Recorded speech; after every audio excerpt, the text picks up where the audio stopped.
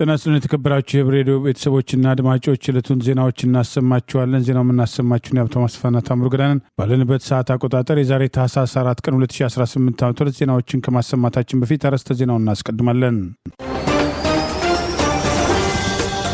የፋኖ የተጠናከሩ የሌሊት ኦፕሬሽኖች፣ የአገዛዙ ወታደሮች ጭፍጨፋ፣ የዳሰነች ውሳኔ፣ የትግራይ ዋና አደራደርም፣ የጤና ባለሙያዎች ንቅናቄና ግድያው፣ የአሽከርካሪዎች ምሬት፣ ፈረንሳይ በኢትዮ ኤርትራ ጉዳይ የሚሉና ሌሎችም ወቅታዊ ዜናዎች ያሉን ዝርዝሩን እንሆ።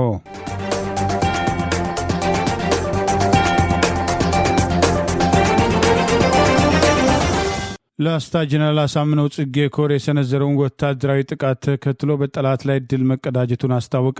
የአማራ ፋኖ ብሔራዊ ኃይል ምስራቅ አማራ ቀጠና ምኒልክ ዕዝ ላስታ ጀነራል አሳምነው ጽጌ ኮር ከ16 በላይ አገዛዙ ስልጣን አስጠባቂ ወታደሮችን በመደምሰስ 18ቱን ማቁሰሉን ዛሬ ታህሳስ 4 ቀን 2018 ይፋ የሆነው መረጃ አስታውቋል። የአማራ ፋኖ ብሔራዊ ኃይል አፋብኃ ምስራቅ አማራ ቀጠና ምኒልክ ዕዝ ላስታ ጀነራል አሳምነው ጽጌ ኮር ጀነራል ኃይሉ ከበደ ክፍለ ጦርና አሳምነው ኮር 2 ሀውጃኖ ክፍለ ጦር ቃኞች በጥምረት ወሰዱት። በዚህ አጸፋዊ ጥቃት እርምጃ የአብይ አገዛዝ ስልጣን አስጠባቂ ወራሪ ሰራዊትን አይቀጡ ቅጣት ቀጥተው ወደ ነበረበት እንዲመለስ ማድረጋቸው ተጠቅሷል። ትላንት ታህሳስ 3 ቀን 2018 መለሻውን ጋዝጊ ቢላ ወረዳ አስከተማ ያደረገው የአገዛዙ ጥምር ጦር በሶስት አቅጣጫ ከአዲበር በቆምጎ አቅጣጫ ካንሳይ ዋሻ በሚዮ አቅጣጫ እንዲሁም በላይ በደጋው አድርጎ ወደ ቁልቁል አርባትንሳ አቅጣጫ አድርጎ በመምጣት የጀነራል ኃይሉ ከበደ ክፍለ ጦር ፋኖችን አፍናለሁ ብሎ የተንቀሳቀሰው የጠላት ኃይል ሆን ተብሎ ወደ ፋኖ ቀጠና ሰርጎ እንዲገባ በማድረግ በተናበበና በተቀናጀ መንገድ ስትራቴጂክ ቦታ በመያዝ ስበው ያስገቡትን ጠላት መውጫ መግቢያ በማሳጣት ድል መቀዳጀታቸው ተገልጿል። ከታህሳስ 2 ቀን እስከ ታህሳስ 3 ቀን 2018 ለተከታታይ 2 ቀናት በመድፍ በሞርተርና በዲሽቃ የታገዘ ጥቃት የከፈተው የጠላት ኃይል ተወርዋሪዎቹ የጀነራል ኃይሉ ከበደ ልጆችና የወንድሞቹ ጋሻዎች የምስራቆቹ ሀውጃኖ ክፍለ ጦር ቃኞች በቅንጅት ትላንት ታህሳስ 3 ቀን 2018 ከረፋዱ 4 ሰዓት እስከ ምሽት 1 ሰዓት ተኩል ድረስ ጠላትን በሚገባ ቋንቋ አናግረው ከ16 በላይ ጠላት ኃይል በመደምሰስ 18 ያህል መቁሰላቸውን ጠላት የቀረ ኃይሉን ይዞ ወደ መሸገበት አስከ ከተማ ለመፈርጠጥ መገደዱን የአማራ ፋኖ ብሔራዊ ኃይል አፋብኃ ምስራቅ አማራ ቀጠና ምኒልክ ዕዝ ዛሬ ታህሳስ 4 ቀን 2018 ባወጣው በዚሁ መረጃ ገልጿል። ይህ በእንዲህ እንዳለ ምኒልክ ዕዝ ልዩ ዘመቻ ቆቦ ከተማ ባለው የብልጽግና ካድሬዎች ካምፕ ላይ የላውንቸር ጥቃት ፈጽመው ድል መቀዳጀቱን አስታውቋል። ይህ በእንዲህ እንዳለ በሌላ ግንባር ምኒልክ ዕዝ ልዩ ዘመቻ ቆቦ ከተማ ላይ በሰፈሩ ያገዛዙ የብልጽግና ካድሬዎች ካምፕ ላይ የላውንቸር ጥቃት ፈጽሞ ድል መቀዳጀቱን አስታውቋል። ምኒልክ ዕዝ ልዩ ዘመቻ ከአንድ ክፍለ ጦር አሃድ ላይ የተውጣጡ ቃኞችን በመጠቀም ታህሳስ 2 ቀን 2018 ከሌሊቱ 6 ሰዓት ተኩል አካባቢ ቆቦ ከተማ ፖሊስ ጣቢያና አካባቢው ባለ 2 የብልጽግና ካድሬዎች ካምፕ ላይ በፈጸሙት የአርፒጂ ላውንቸር ጥቃት የብልጽግና ካድሬዎችና አጃቢዎቻቸውን ሙትና ቁስለኛ በማድረግ ታላቅ ጀብዱ መፈጸማቸውን አስታውቋል። ባለፉት 2 ዓመታትና ከዚያ በላይ ጊዜዎች ወገናቸው የአማራ ህዝብ ላይ ዘር ማጥፋት እንዲፈጸም ሁኔታዎችን በማመቻቸት በባንዳነት የተሰለፉ በተደጋጋሚ የቀረበላቸውን ጥሪ ያልተቀበሉ የብልጽግና ካድሬዎች ላይ የማያዳግም እርምጃ እየተወሰደ ሲሆን ይኸው ባንዳን የማጽዳት እርምጃ ተጠናክሮ እንደሚቀጥል አፋብኃ ምስራቅ አማራ ቀጠና ምኒልክ ዕዝ አስታውቋል። በዚህም የቆቦ ከተማ ከንቲባን ጨምሮ ሌሎች የወረዳ ካቢኔዎችና አጃቢዎቻቸው ላይ የማያዳግም እርምጃ በጥቃቱ መወሰዱን ጠቅሶ ከንቲባውን ጨምሮ ለጊዜው በስም ያልተለዩ ባንዳዎች ቀላልና ከባድ የመቁሰል አደጋ የደረሰባቸው ሲሆን በስም ያልተለዩ 4 መደምሰሳቸውን እስከ 6 የሚደርሱም ቀላልና ከባድ የመቁሰል አደጋ ማስተናገዳቸውን የፋሽስቱ አገዛዝ በሰዎቹ ላይ የደረሰውን ሽንፈት ለማድበስበስ የሞቱትን ባንዳዎች ደብቀው በሌሊት ወደ ጉባ ላፍቶ ወረዳ ሐራ ከተማ ወስደው እንደቀበሯቸው ለማወቅ መቻሉንም ይኸው መረጃ ጠቅሷል። ይህን ድንቅ የሌሊት የከተማ ቀዶ ጥገና ኦፕሬሽን በታሰበው ልክ እንዲሳካና ግቡን እንዲመታ ከዞብል አምባ ክፍለ ጦር 4ኛ በረኛው ሻለቃ ቃኞች የአውጃኖ ክፍለ ጦር ቃኞች እንዲሁም የዲቢና ወርቄ ቃኞች ቆቦ ከተማ ወሳኝ የሚባሉ ቦታዎች ላይ በመዝጋት ጉልህ ሚና መጫወታቸውን በባንዳ ላይ የሚወሰደው እርምጃ ተጠናክሮ እንደሚቀጥል የአማራ ፋኖ ብሔራዊ ኃይል ምስራቅ አማራ ቀጠና ምኒልክ ዕዝ ዛሬ ታህሳስ 4 ቀን 2018 ይፋ ባደረገው በዚሁ መረጃ አስታውቋል። የትግራይ ክልል ጊዜያዊ አስተዳደር ፕሬዝዳንት ሌተና ጀነራል ታደሰ ወረደ ጦርነትን ለማስወገድ እንሰራለን፣ ለሰላም ብለን የምንሸጠው ግዛት ወይም መሬት ግን የለም ሲሉ ተናገሩ።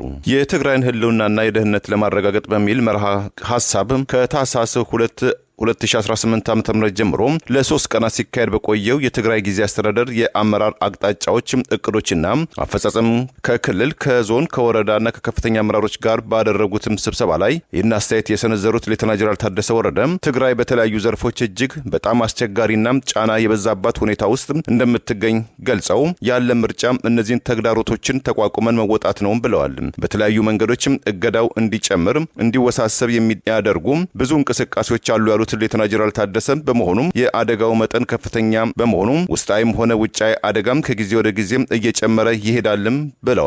በማከልም በመንግስታዊ አገልግሎቶች ላይ ያለውን ጫና መጨመሩ የገለጹትም ሌተና ጀነራል ታደሰ ወረደ በፍትህና ዳኝነት ላይ ያለውን ውስብስብ ችግር ያለን ደካማ ኢኮኖሚ ስርዓታዊ የሚመስል የሙስና ችግር ተጠናክሮ የሚቀጥልም እገዳና በውስጣችን ሆነው የሚሰሩ ያሏቸውን አካላት በመጨመራቸው የተጋላጭነት መጠን በእጥፍ እየጨመረ መጥቷልም ብለዋል። ተጨማሪም ጀነራል ታደሰ ወረደ አስተያየታቸውን ሲቀጥሉ ተቸገርኩኝ ብለህ ብትጮህ የሚሰማህ በሌለበት ዓለም አቀፍ ሁኔታ ውስጥ ነው ያለነው። ሀገራትም የራሳቸውን ፍላጎት የሚያስቀድሙበትም ብትሞትም የሚሰማህ በሌለበትና ለሰብአዊነት የሚሰጠው ትኩረት በቀነሰበትም በዚህ ዓለም አቀፍ ሁኔታ ውስጥ እንገኛለንም ብለዋል። በማከልም ለዚህ ውስጥ መፍትሄው በውስጣችን በምንፈጥረው አቅም ነው ሲሉ ያስተዳደራቸውን አቋም ገልጸዋል።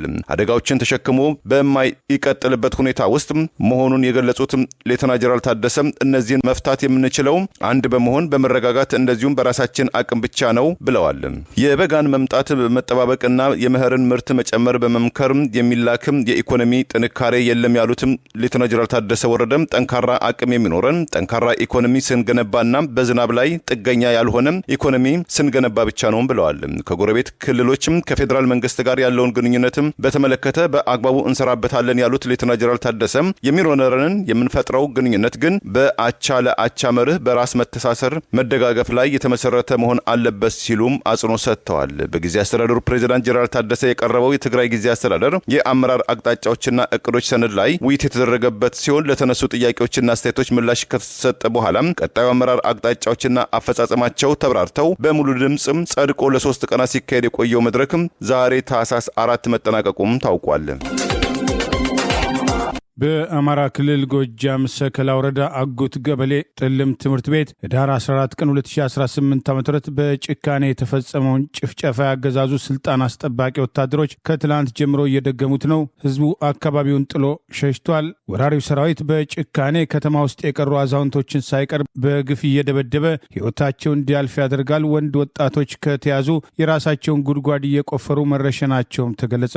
በአማራ ህዝብ ላይ ጦርነት ያወጀው የአብይ አህመድ አገዛዝ ስልጣን አስጠባቂ ወራሪ ሰራዊት ከታህሳስ 2 ቀን 2018 ጀምሮ እስከ ዛሬ ታህሳስ 4 ቀን 2018 ድረስ ባለፉት ቀናት በአማራ ክልል ጎጃም ሰከላ ወረዳ አጉት ቀበሌ ከተማዋን በመቆጣጠር በአካባቢው እየፈጸመ ባለው ጥቃት ሰላማዊ ሰዎች ላይ ያነጣጠረ ጭፍጨፋ እንደ አዲስ እየተፈጸመ ሲሆን በዚህ ቦታ ህዳር 14 ቀን 2018 ዓ.ም 7 አርሶ አደሮች በሰከላ ወረዳ አጉት ቀበሌ ጥልም ትምህርት ቤት ውስጥ በግብርና ስራ ላይ የነበሩ በጭካኔ ተገለው አይናቸው ወጥቶ ብልታቸው ተቆርጦ ምላሳቸው የተቆረጠበት አሰቃቂ ድርጊት የተፈጸመበትና ይህንኑ ድርጊት ቤተሰቦቻቸው ጭምር ምስክርነት በሰጡበት ቦታ ላይ ዳግም ተደራጅቶና ታጥቆ ለበቀል የመጣው የጠላት ኃይል በመሸሽ ህዝቡ በተለያዩ አቅጣጫዎች ህይወቱን ለማዳን የተንቀሳቀሰ ሲሆን በአጉት ከተማ ውስጥ የቀሩ አዛውንቶችና ጥቂት መረጃ ያልደረሳቸው በአገዛዙ ወታደሮች ቤት ለቤት በመሄድ በጭካኔ እየተገደሉ መሆኑ ታውቋል። ጉልበት አላቸው ብለው የሚያስቧቸውን የራሳቸውን መቃብር እንዲቆፍሩ በማድረግ የሚረሽኑት የአብይ አገዛዝ ስልጣን አስጠባቂ ወታደሮች በአሁኑ ወቅት በአካባቢው አጉት አፍራ ማርያም፣ ጉንድል ሚካኤል፣ ጅግሪታ አቦ፣ አሸፋ ማርያም ባሉት ደብሮች እንደ ካምፕ በመጠቀም ተጠልለው ወደ ከተማዋ ዘልቀው በመግባት ጥቃት እያደረሱ እንደሚመለሱና በከተማ ውስጥ በርካቶች ቤትና ንብረታቸውን ጥለው የሄዱ ሲሆን የአብይ አገዛዝ ስልጣን አስጠባቂ ወራሪ ሰራዊት በከተማ ውስጥ ያለ የግለሰቦችና የድርጅቶችን ንብረት የተለያዩ ተሽከርካሪዎችን በማምጣት እየዘረፈ ወደ አለቆቹ መላኩ ታውቋል። ከዝርፊያ የተረፈውን እያወደሙ የጭካኔ ተግባር እየፈጸሙ መሆኑን ከአካባቢው ያገኘነው መረጃ ይገልጻል። ህዳር 14 ቀን 2018 ዓ.ም በሰከላ ወረዳ አጉት ቀበሌ ጥልም ትምህርት ቤት ውስጥ የተፈጸመው የጦር ወንጀል በቪዲዮና በፎቶግራፍ ማስረጃ ጭምር የተጋለጠ ሲሆን የተበዳይ ቤተሰቦችም ድርጊቱን ማጋለጣቸው አይዘነጋም። ህዳር 14 ምላሳቸው የተቆረጠ ብልታቸው የተሰለበና አይናቸው ተጎልጉሎ ወጥቶ በጭካኔ በግፍ የተገደሉት 6 አርሶ አደሮችና አንድ የባጃጅ ሾፌር አቶ ደሴ ካሴ የ60 ዓመት አዛውንት አቶ ወርቁ ገረም የ45 ዓመት፣ አቶ ተመስገን በላይነህ 30 ዓመት፣ አቶ አሴ መኩሪያ የ26 ዓመት፣ አቶ አለኸኝ ክንዴ የ27 ዓመት፣ አቶ አማኑኤል አዲስ የ20 ዓመት ሲሆኑ በአሁኑ ወቅት በአካባቢው ተጨማሪ ጥቃት እየፈጸመ የሚገኘው የአብይ አገዛዝ ስልጣን አስጠባቂ ወራሪ ሰራዊት የ60ና የ70 ዓመት አዛውንቶችን ጭምር በዱላ ያገዛዙ ወታደሮች በደቦ እየደበደቡ ሕይወታቸው እንዲያልፍ የሚያደርጉ ሲሆን የበረቱ ያላቸውን መቃብራቸውን እያስቆፈሩ በመረሸን ላይ መሆናቸውን በአካባቢው ምንም አይነት የሚከላከላቸው ፋኖ እንደሌለ ጭምር በአቅራቢያው የሚገኙ ፋኖች የህዝቡን ሕይወት ለመታደግ በዚህ ወራሪ ሰራዊት ላይ የተቀናጀ ጥቃት እንዲሰነዝሩ ተጎጂዎች አቤት ብለዋል። በአካባቢው እየተፈጸመ ያለውን ጥቃት በተመለከተ የአማራ ፋኖ ብሔራዊ ኃይል ምዕራብ አማራ ቀጠና ቴዎድሮስ ዕዝ አመራሮች መረጃው እንዲደርሳቸው መደረጉን ምንጮቻችን በላኩት መረጃ አስታውቀዋል።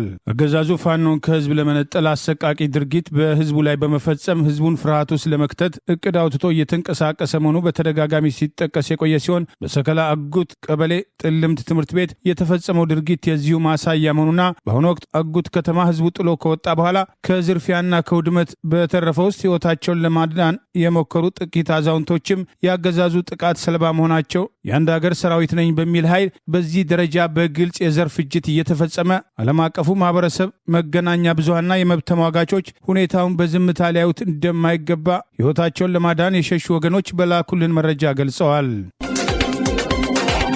በደቡብ ኢትዮጵያ ክልል የሚገኘው ዳሰነች ወረዳ በማርበርግ ቫይረስ ምክንያት የጣላቸውን እገዳዎች ባነሳም በሰዓታት ልዩነት ውስጥ በድጋሚ የህዝብ ማመላለሻ ትራንስፖርት እንቅስቃሴም ትምህርትና ድግሶችን እንዲቆሙ ውሳኔ አስተላለፈ።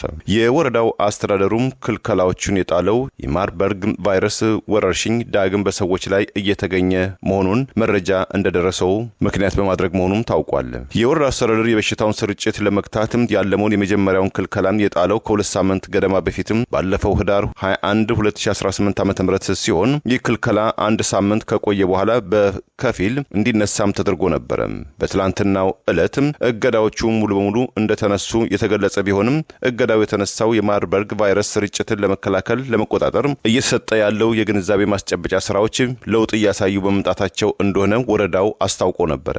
ውሳኔው ይፋን ከተደረገ ከ8 ሰዓታት ገደማ በኋላ ግን የመጀመሪያው ጥብቅ እገዳዎች በድጋሚ መጣላቸውን ወረዳው አስታውቋል። በዚህ መሰረትም ትምህርት ቤቶችም ላልተወሰነ ጊዜ ዝግ እንዲሆኑ የተወሰነ ሲሆን የህዝብ ማመላለሻና ትራንስፖርት አገልግሎትም እንዲቆም ትዕዛዝ ተላልፏል። ባለ ሁለት እግር ሞተር ሳይክሎች ደግሞ ከአሽከርካሪው ውጪ ሁለተኛ ሰው እንዳይጭኑ ሲል አስጠንቅቋል። ማህበረሰቡ የሚያደርጋቸውን የደስታና የሐዘን እንደዚሁም ህዝብን ሊያሰባስቡ የሚችሉ ስነ ስርዓቶችም ላልተወሰነ ጊዜ እንዲቆሙ የተደረገ ሲሆን መዝናኛ ተቋማት፣ የምሽት ዳንስ ቤቶችም፣ ፑል ቤቶችም፣ ቤቲንግ ቤቶችም እንደዚሁም ጫት ቤቶችም ዝግ ሆነው እንዲቆዩም ተወስኗል። ማንኛውም ስፖርታዊ ውድድሮችን እንዳይካሄድ እገዳ የተጣለባቸው ሲሆን ማህበረሰቡ በተለምዶ በጋራ የሚመገባቸውን እንደ ቦርዴ፣ ሾፌሮ እና መሰል መጠጦችን ንጽህናው በተጠበቀ ዕቃ በግል መጠቀም የሚለውን ከወረዳው አስተዳደር ውሳኔዎች መካከል መሆናቸውም ታውቋል።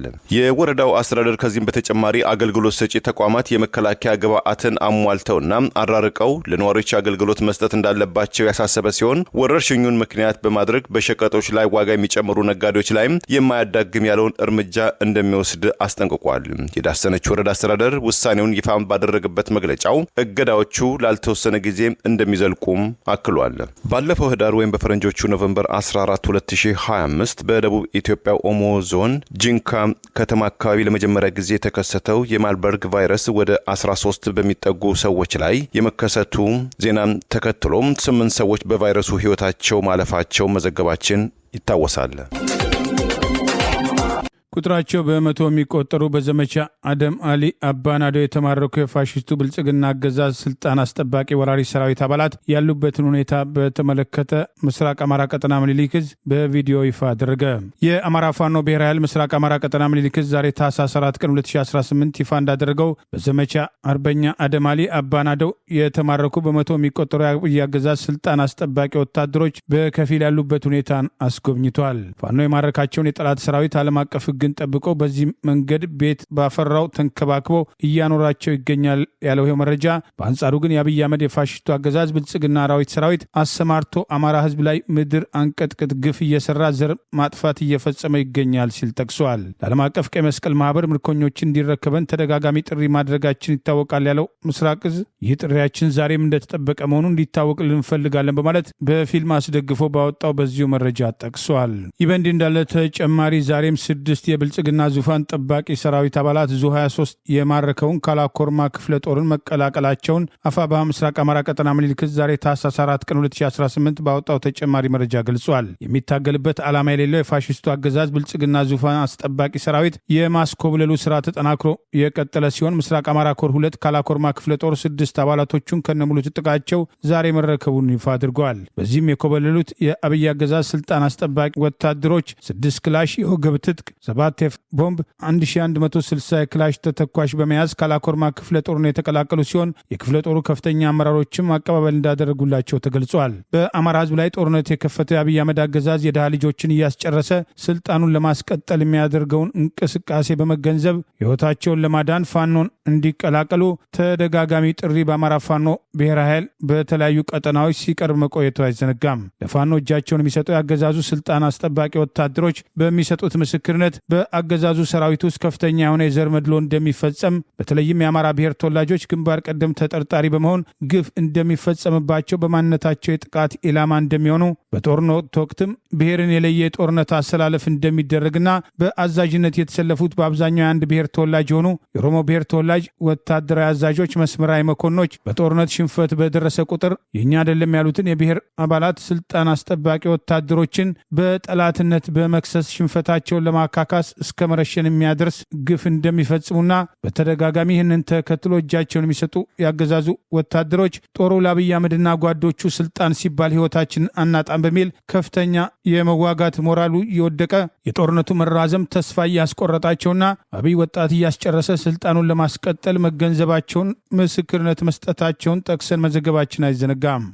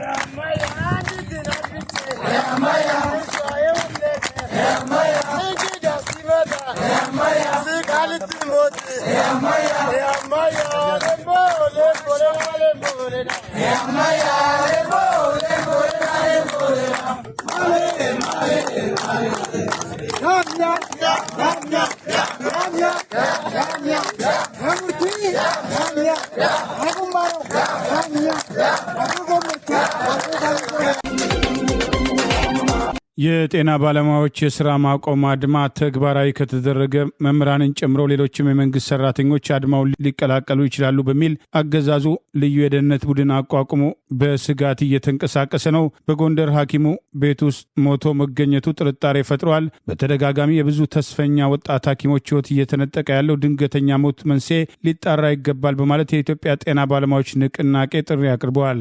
የኢትዮጵያ ጤና ባለሙያዎች ንቅናቄ የኑሮ ውድነቱን ታሳቢ ማድረግ ደሞዝ እንዲጨመር የቀረበው ጥያቄ የስራቸው ሁኔታ ለጤና ችግር የሚያጋልጥ በመሆኑ የጤና ሽፋን እንዲያገኙ የህዝቡና እነሱ የሚታከሙበት የጤና ስርዓት በቂ ትኩረት እንዲያገኝና አዲስ ተጨመረ በተባለው ደሞዝ የትርፍ ሰዓት ክፍያም ተሰልቶ እንዲከፈላቸው ያቀረቧቸውን ጥያቄዎች ጨምሮ መሰረታዊ የተባሉት 12ቱ ጥያቄዎቻቸው ዛሬ መልስ ባለማግኘታቸው ሰኞ ታህሳስ 6 ቀን 2018 ዓ.ም የስራ ማቆም አድማ በአንድ ላይ እንደሚያደርጉ ይፋ ካደረጉ በኋላ ዛሬ በጎንደር ቤት ውስጥ ሞተ ተገኘ የተባለው ዶክተር ሁኔታ አጠራጣሪ መሆኑን ለኢትዮጵያ ጤና ባለሙያዎች በዚህ ሰዓት ጤና ባለሙያዎች በቤታቸው ሞተው መገኘት የተለመደ ዜና ሆኗል። አንድ በአንድ ማለቃችን ነው በማለት የኢትዮጵያ ጤና ባለሙያዎች በማህበራዊ ገጹ በድርጊቱ ላይ ያለውን ጥርጣሬ ገልጿል።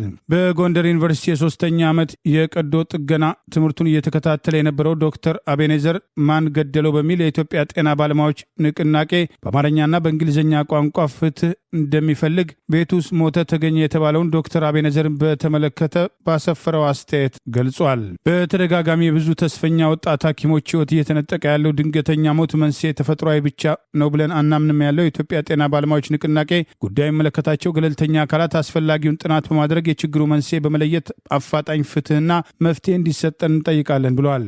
ፍትህ ደማቸው በየጊዜው እየፈሰሰ በዝምታ ለሚታለፈው የሕክምና ባለሙያዎችና ቤተሰቦቻቸው በማለት የኢትዮጵያ ጤና ባለሙያዎች ንቅናቄ ጥሪ አቅርበዋል። ይህ በእንዲህ እንዳለ በተለያዩ የአገሪቱ አካባቢዎች ተጨመረ የተባለውን አነስተኛ ደሞዝ ጭማሪ ተከትሎ የትርፍ ሰዓት ክፍያ በአዲሱ ደሞዝ ጭማሪ አለመሰላቱ በመቃወም የትርፍ ሰዓት አንሰራም በሚል አስቀድሞ የተቃውሞ እንቅስቃሴ ካደረጉ መካከል የሃድሮ ከተማ አስተዳደር ጤና ጣቢያ ኃላፊ የሆነው አቶ ግርማ አቡላ በአሮጌ ደሞዝ ስኬል መሰረት የትርፍ ሰዓት ክፍያ ካልሰራ በሚል መታሰሩንም በአዲሱ ደሞዝ ስሌት ካልሆነ በስተቀር ትርፍ ሰዓት አንሰራም በሚል አቋም ሁሉም ባለሙያ ዛሬ ስራውን ማቆሙን ድምፅ እንዲሆናቸው ጥሪ አቅርበዋል። በተለያዩ አገሪቱ አካባቢዎች ተመሳሳይ ጥያቄ ያላቸው የጤና ባለሙያዎች ቅሬታቸውን እያቀረቡ ሲሆን ሰኞ ታህሳስ 6 ቀን 2018 ዓ.ም ሁሉም ጥያቄያቸው እንዲመለስ በጋራ የስራ ማቆም አድማ እንዲያደርጉ የኢትዮጵያ ጤና ባለሙያዎች ንቅናቄ ከ2 ቀናት በፊት የሰኞውን የስራ ማቆም አድማ እንደሚካሄድ የመጨረሻው ምዕራፍ በሚል በሰጠው በዚህ መግለጫ የስራ ማቆም አድማ ሁሉንም የጤና ባለሙያዎች የሚያካትት ሲሆን በአብዛኛው የአገሪቱ ተፈጻሚ እንደሚሆን መንግስት ለህዝብ ምንም ደንታ እንደሌለው በመረዳታችን ሆስፒታሎችና ሌሎች የጤና ተቋማት ሙሉ በሙሉ በመዝጋት ሊደርስ የሚችለውን የህዝባችንን እልቂት ለመቀነስ ድንገተኛ ክፍሎች ክፍት እንዲሆኑ ከዚህ ቀደም ተደርጎ የነበረ ቢሆንም ባለሙያዎቻችን እንደ ከዚህ ቀደሙ ተነጣጥለው እንዳይጠቁ በማሰብ ሙሉ ለሙሉ አገልግሎት እንዲቆም ወስነናል። ለዚህም ውዱ ህዝባችን ወደዚህ ውሳኔ የገባ ነው በመንግስትና በየክልሉ ባሉ አመራሮች እንዝላልነት መሆኑን ሊገነዘብ ይገባል በማለት ህዝቡ ከጎናቸው እንዲሰለፍ ጥሪ አቅርበዋል። አጥጋቢና ተጨባጭ መልስ የሚሰጠን ከሆነ ወዲያው ወደምንወደው ሙያና ስራችን እንመለሳለን። ከሰኞ ጀምሮ ምንም አይነት ፕሮግራም ከማውጣት ተቆጠቡ። የሚያወጡ አስተባባሪዎች ካሉ በአስቸኳይ አሳውቁን። ሁሉም ባለሙያ በመኖሪያው ቤት ቁጭ ብሎ አንድነትና ቁርጠኝነቱን ማሳየት ይጠበቅበታል ብለው ጥሪ ያቀረቡ ቢሆንም አገዛዙ ልዩ የደህንነት ቡድን በማቋቋም እንቅስቃሴውን አስተባባሪዎች ለማፈን እየተንቀሳቀሰ ሲሆን አስቀድመው በሰጡት መግለጫ እንዲህ አይነቱ ያፈና እርምጃ ትግላቸውን እንደማያቆማቸው በአጽንኦት መግለጻቸው አይዘነጋም። የአትካር ማህበረሰብ የቀድሞው የኢትዮጵያው ጠቅላይ ሚኒስትር አቶ ኃይለማርያም ደሳለኝን የበላይ ጠባቂ አድርገው መረጧቸው። በኢትዮጵያ፣ በኬንያ፣ በደቡብ ሱዳን፣ በኡጋንዳና በተወሰነ ደረጃ በታንዛኒያ የሚኖሩ በአመዛኙ በአርብቶ አደር ተግባራት ላይ የተሰማሩ የጋራም ዘር፣ የቋንቋ፣ የባህል ትስስር ያላቸው የአትካር ማህበረሰብ ባለፈው ሐሙስ በሎንዴር ቱርካና ካውንቲ ውስጥ ባካሄዱት ፕሮግራም ላይ የቀድሞው የኢትዮጵያ ጠቅላይ ሚኒስትር አቶ ኃይለማርያም ደሳለኝን የበላይ ጠባቂ በእንግሊዝኛው ፓትሮን አድርገው የመረጧቸው ሲሆን የኡጋንዷ ምክትል ፕሬዚዳንት ጄሲካ አሎፔን አዲስ በተቋቋመው የአትካር የአመራር ጉባኤ ውስጥ ረዳት የበላይ ጠባቂ አድርገው መምረጣቸው ታውቋል።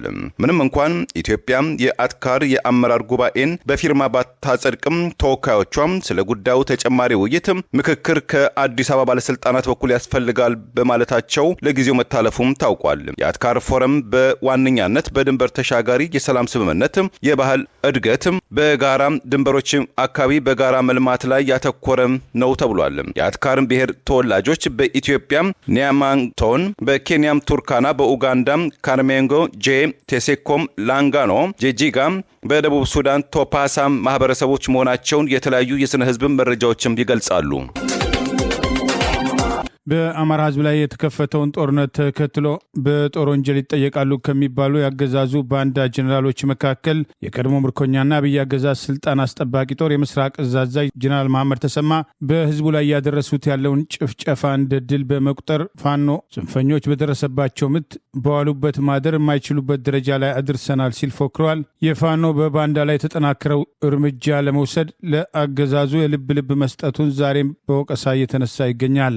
በአማራ ህዝብ ላይ የተከፈተውን ጦርነት ተከትሎ አብይ አህመድ የአማራ ክልልን በመቆጣጠር መፈንቅለ መንግስት በማድረግ በአረጋ ከበደ የሚመራ አስተዳደር ከሰየመ በኋላ በአቋቋመው ኮማንድ ፖስት የጎጃም ኮማንድ ፖስት አዛዥ የተባለው የምስራቅ እዝ ዋና አዛዥ የቀድሞ ምርኮኛ ሌተናንት ጀነራል መሐመድ ተሰማ ከፍኖተ ሰላም፣ ከጅጋ፣ ከጃቢ ጠናን ወረዳዎች በግዳጅ ከሰበሰቧቸው ነዋሪዎች ጋር በፍኖተ ሰላም ከተማ በተደረገ ውይይት ጡት እየቆረጠ ብልት እየሰለበ የጭካኔ ጭፍጨፋ እየፈጸመ ያለውን ያሰማራውን ሰራዊት ድርጊት በማወደስ ከፋኖ ጋር በሚያደርጉት ውጊያ ፋኖ በደረሰባቸው ምት በዋሉበት ማደር በማይችሉበት ደረጃ ደርሰዋል በማለት በአዳራሹ የፎከረ ሲሆን ህዝቡ ጦርነት እንዲቆም ሰራዊቱ ከአካባቢው ለቆ እንዲወጣ ያለውን ፍላጎት የገለጸ ቢሆንም ስም ያለማግኘቱ ታውቋል።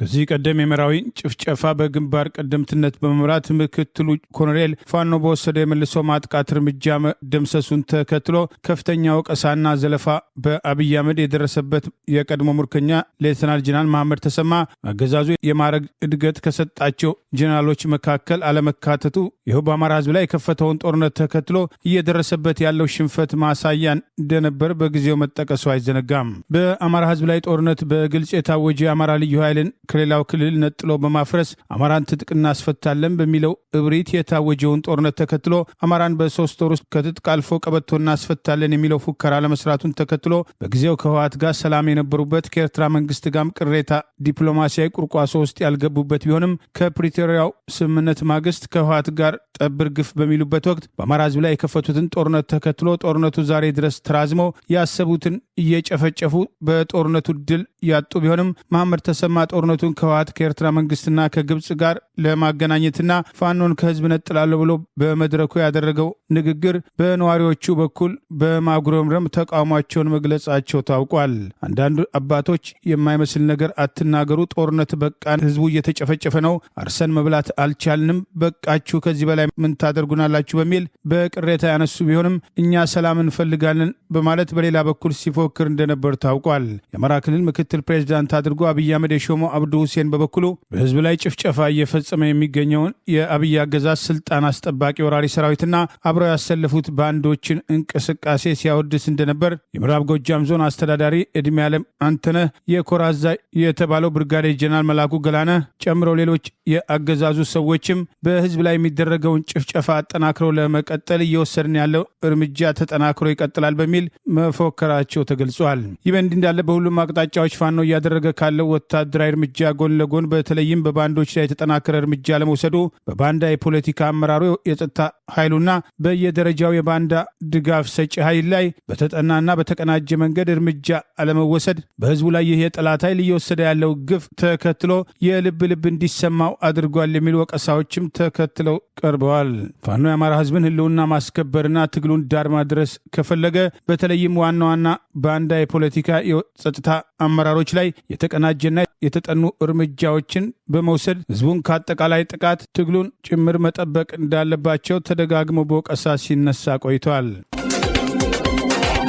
ተባብረው ለመብታቸው ተቃውሞ ማድረግ ያቃታቸው አሽከርካሪዎች ዛሬም በህገ ወጥ ኬላ እየደረሰባቸው ያለውን ምሬት ተከትሎ ተማጽኖ አቅርበዋል። ከዚህ ቀደም የጤና ባለሙያዎች ንቅናቄን ጥሪ ተቀብለው የበኩላቸውን ትግል እንዲያደርጉና በስራ ማቆም አድማ ለመብታቸው እንዲታገሉ የቀረበውን ጥሪ ባለመቀበላቸው ዛሬም አፈናና ግድያው በህገ ወጥ ኬላ መዘረፉ እንዳልቀረላቸው በምሬት ማንሳት ጀምረዋል። ከኢትዮጵያ ውጭ ከጅቡቲና ከኬንያና ከሱዳን ወደቦች ወደ አገር ቤት ሸቀጦችን የሚያስገቡ ቡና የሚያወጡ በሀገር ውስጥም በተለያዩ አካባቢዎች የሚንቀሳቀሱ አሽከርካሪዎች በጋራ ድምፃቸውን በሚያሰሙበት ማህበራዊ ሚዲያ ዛሬም በህገ ወጥ ኬላ ሳቢያ የተማረሩ መሆናቸውን ጠቅሰዋል።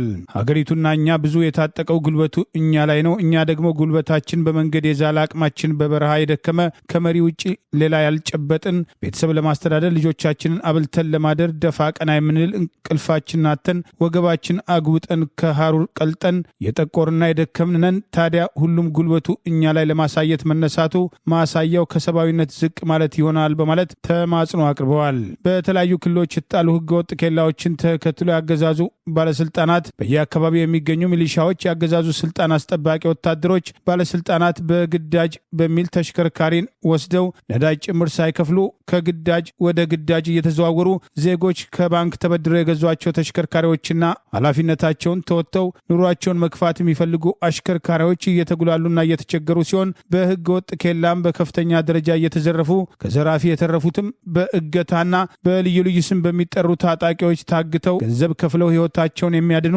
የመኖራቸውን ያህል ህይወታቸው የሚጠፋም ከጊዜ ወደ ጊዜ ቁጥራቸው እየጨመረ መምጣቱን በተደጋጋሚ ቅሬታ ቢያቀርብም በማህበራዊ ገጻቸው ከዚህ ቀደም አሽከርካሪዎች ለጋራ መብታቸው አቋም ወስደው የስራ ማቆም አድማ በማድረግ ጥያቄያቸውን እንዲያቀርቡ በተደጋጋሚ ጥሪ ሲቀርብ የቆየ ቢሆንም ይህ መሰሉ ውይይት እንዳይደረግ አገዛዙ ባለንብረቶችና አሽከርካሪዎችን ጭምር በማስፈራራት ድምጻቸውን ለማፍ የሞከረ ቢሆንም ዛሬ አሽከርካሪዎች በማህበራዊ ገጻቸው በደቡብ ክልል ሸፌ አሽከር ከተማ አዲስ ዓመት ማስከበሪያ ገንዘብ አምጡ ብለው ገመድ ዘርግተው በህገወጥ ኬላ የሚያስከፍሏቸውን የሚሊሻ አባላት ዋቢ በማድረግ በተለያዩ ሀገሪቱ አካባቢዎች እየተወሰደ ያለውን እርምጃ በተደጋጋሚ ሲቃወሙ መቆየታቸው አይዘነጋም። ጦር መሳሪያ ታጥቀው እያስፈራሩ የሚያስከፍሉ ናቸው። ይህ የክሽፈት የህግ አልባነት ማሳያ ምልክት ነው በማለት የሚሊሻዎቹን ተግባር የኮነኑ ሲሆን ተሽከርካሪ ባለንብረት ምን አገባውና ነው ብር አምጣ በዓል ማስከበሪያ የምትሉት? መንግስት መዋቅሩን ሊፈትሽ ይገባል። በመላ ሀገሪቱ በሚባል ደረጃ ቀረጥ የሚቀርጡት ምክንያት እየደረቱ ገንዘብ የሚሉ አምጡ ካልከፈልን የሚደበድቡ የሚያስፈራሩ የሚያስሩ ብዙዎች ናቸው። መዋቅራዊ ውንብድና ተንሰራፍቷል በማለት ተቃውሟቸውን ገልጸዋል። ጉልበታችሁን ከኛ ላይ አታድርጎ አታሳዩ። እኛ መንገድ የመታን በረሃ የጎዳንን እኛ ላይ ዱላ በመምዘዝ መሳሪያ በመወዝወዝ ጀግንነት አይደለም፣ አላዋቂነት፣ ጨካኝነት፣ ከሰውነት ዝቅ ማለት ነው። ጉልበታችሁን ከኛ ላይ የምታሳዩ ሁሉ እንምከራችሁ። ላባችን ይፈረዳል፣ የልጆቻችን እንባ ፍርድ ይሰጣል፣ ዋጋም ያስከፍላል። ተውን እንምከራችሁ ማለት ተማጽኖ አቅርበዋል።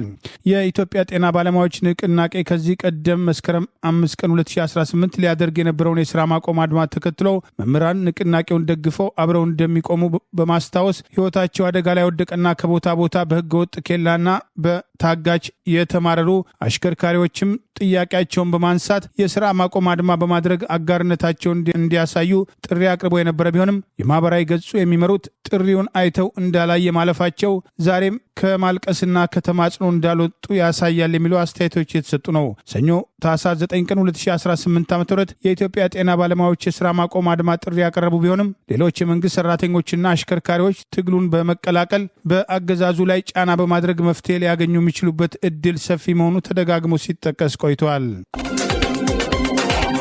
ኢትዮጵያና ኤርትራ የደም አፋሳሹ የድንበር ላይ ጦርነትን ያስቆመው የአልጀርሱ ስምምነትም ተግባራዊ እንዲያደርጉም ልዕለ ኃያሏ አገር ፈረንሳይ አሳሰበች። በትላንትናው ዕለትም 25ኛ ዓመቱን ያስቆጠረው የኢትዮ ኤርትራ የድንበር ግጭትን ያስቆመው የአልጀርሱ የሰላም ስምምነትን በተመለከተ በአውሮፓ ህብረት የፈረንሳይ ተወካይ የሆኑት ፓስካል ኮንትራቬክስ በማህበራዊ ትስስር ኤክስ ገጻቸው እንዳጋሩት የአልጀርሱ የሰላም ስምምነት በአፍሪካ ቀንድ ሰላምና መረጋጋት እንዲጸና የሚያስችል ምሰሶ መሆኑን ፈረንሳይ ታምናለችም። ለተግባራዊነቱም ፓሪስ ሙሉ ድጋፏን ይቀጥላልን ብለዋል። የአውሮፓ ህብረት የውጭ ጉዳይ መስሪያ ቤት ያወጣውን መግለጫን የደገፈችው ፈረንሳይ ኢትዮጵያና ኤርትራ ሉዓላዊነታቸውና የግዛት አንድነታቸውን አንዱ ለሌላኛው ሊያከብር ይገባል በማለትም ጥሪ አቅርበዋል። በኢትዮጵያና በኤርትራ መካከል የነበረው ሰላም የለም ጦርነትም የለም የሚለው የዲፕሎማሲ ቆፈንን አስቀይሯል። ታሪካዊ የተባለው የዛሬ 7 ዓመት እንደ ፈረንጆቹ አቆጣጠር በ2018 በጠቅላይ ሚኒስትር አብይ አህመድና በፕሬዝዳንት ኢሳያስ አፈወርቂ መካከል የተፈረመው የጋራ ስምምነትን ያወሳው የፈረንሳይ መንግስት አሁንም ቢሆን ኢትዮጵያና ኤርትራ ልዩነቶቻቸው መፍታት ያለባቸው በሰላማዊ አግባብ ብቻ መሆኑን አጽንኦትም ሰጥቷል።